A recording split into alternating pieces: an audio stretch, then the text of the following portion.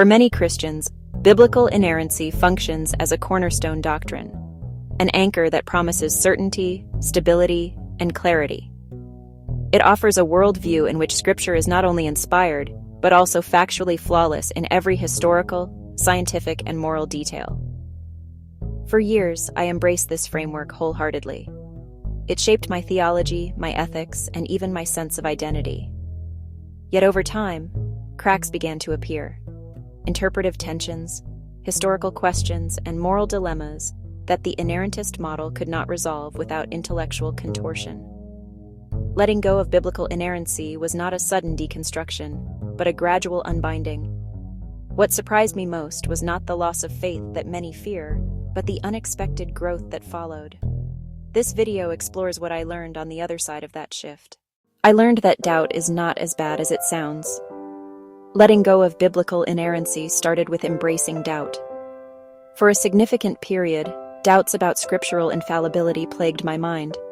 Yet I spent much effort suppressing them due to fear of losing my faith or alienating myself from my community. However, acknowledging these doubts was liberating. It allowed me to approach the Bible with curiosity rather than defensiveness. Through conversations with others who had also questioned their beliefs and extensive reading of various theological perspectives, I came to see doubt not as an enemy of faith, but as its companion. It was through wrestling with these uncertainties that I gained a deeper understanding of my spiritual journey. I learned that faith can survive without certainty. One of the first lessons was that certainty is not a prerequisite for faith. Inerrancy had conditioned me to believe that if even one verse contained historical ambiguity or human influence, the entire structure of Christianity would collapse. But once I stepped outside that framework, I discovered that faith rooted in trust, relationship, and lived experience is far more resilient than faith rooted in perfect information. Uncertainty did not erode my spirituality. It humanized it. Instead of defending Scripture like a fragile artifact, I began engaging it as a dynamic conversation partner. I learned that trust in God does not require airtight arguments, but a willingness to walk forward without possessing all the answers. I learned to read the Bible as a library, not a monolith. Inerrancy had trained me to treat the Bible as a single, uniform document with one voice and one perspective. Letting go of that assumption allowed me to appreciate the Bible's diversity, its poetry, its laments, its conflicting viewpoints, its evolving moral consciousness. I began to see Scripture as a library of human encounters with the divine, shaped by culture, language, and historical context. This shift did not diminish its value, it expanded it. The Bible became richer, more textured, and more honest. I could acknowledge that different authors wrestled with God in different ways, and that this plurality is part of what makes Scripture compelling. I learned that morality in Scripture is a journey, not a static rulebook. Inerrancy often requires harmonizing morally troubling passages, violence, patriarchy, slavery, by insisting they reflect God's perfect will. Without that pressure, I could recognize that the Bible contains moral development. The trajectory moves from tribalism toward universal compassion, from retribution toward mercy, from exclusion toward inclusion. Seeing morality as a journey allowed me to take Scripture seriously without forcing it to be morally perfect at every point. It also freed me to follow the arc of the biblical story toward justice, empathy, and love, rather than defending every ancient cultural norm embedded in the text. I learned that faith and reason could coexist. Another significant aspect of my journey involved reconciling my faith with the findings of science and reason. For a time, I felt that accepting scientific explanations, whether in biology, history, or cosmology, was at odds with my belief in biblical inerrancy. However, upon letting go of this strict framework, I realized that faith and reason could coexist. I began to see that the Bible's purpose was not primarily to provide scientific explanations, but to convey moral and spiritual truths. This understanding allowed me to engage wholeheartedly with scientific discourse, while still finding meaning and relevance in Scripture. I learned that it is possible to marvel at the wonders of creation through the lens of both faith and science. I learned to value the humanity of the biblical authors. Inerrancy tends to flatten the humanity of the writers, treating them as passive instruments rather than active participants. Letting go of that framework allowed me to appreciate their creativity, their limitations, their questions, and their courage. I began to see the psalmists as poets, the prophets as social critics, the gospel writers as theologians shaping narratives for their communities. Their humanity did not undermine divine inspiration. It revealed how God works through real people in real contexts. Inspiration became less about dictation and more about partnership. I learned that spiritual growth requires intellectual honesty. One of the most liberating aspects of releasing inerrancy was the permission to be honest, with myself, with the text, and with my doubts. I no longer had to force every archaeological finding, scientific claim, or ethical question into a predetermined mold. I could admit when a passage troubled me, or when an interpretation no longer made sense. This honesty deepened my spirituality, rather than weakening it.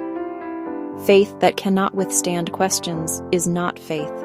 It is fear. Letting go of inerrancy allowed me to pursue truth without anxiety about where the search might lead. I learned that spirituality is not limited to one culture, one book, or one religion. Letting go of inerrancy expanded spirituality beyond a single book. Wisdom could now be encountered in history, nature, other cultures, personal experience, and even silence. The sacred was no longer confined to defending a text but discovered in the ongoing human search for meaning. This shift did not diminish the Bible's value, it contextualized it. The Bible became one sacred conversation among many, rather than the final word that silences all others. I learned to appreciate the Bible for what it is. I learned that the Bible is a library, not a single book, a collection of voices, not a monologue, a record of humanity's evolving understanding of the divine, deeply shaped by culture, politics, trauma, and hope. Rather than descending from heaven fully formed, the Bible emerged from real communities wrestling with real questions. Its power lies not in perfection, but in honesty. The text preserves disagreement, tension, and development, signs of living faith rather than mechanical dictation. I learned to accept the Bible as a human document. Letting go of biblical inerrancy prompted me to view the Bible as a human document inspired by divine encounters, rather than a flawless rulebook.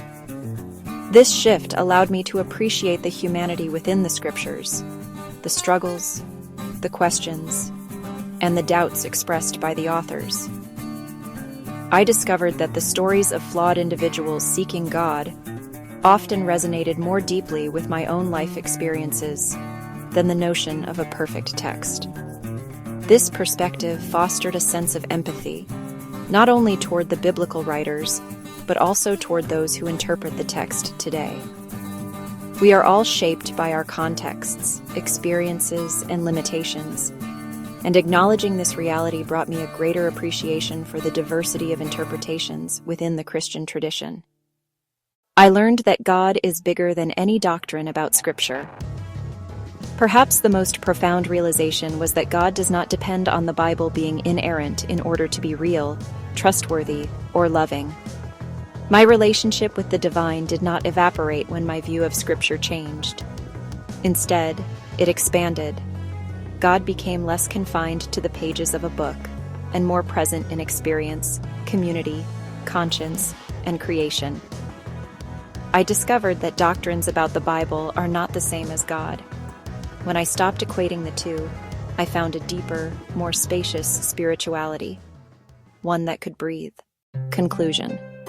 Letting go of biblical inerrancy was not an act of rebellion, but an act of growth. It allowed me to approach Scripture with curiosity rather than fear, to embrace complexity rather than deny it, and to cultivate a faith rooted in trust rather than certainty. I did not lose the Bible. I gained a new way of reading it. I did not lose God. I encountered a God who is not threatened by human questions or human limitations.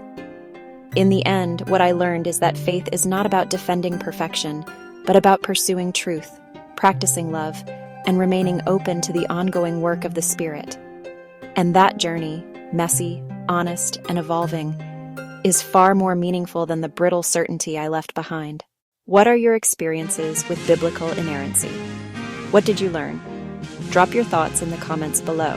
And if this resonates with you, subscribe for more insights on the transformation of consciousness.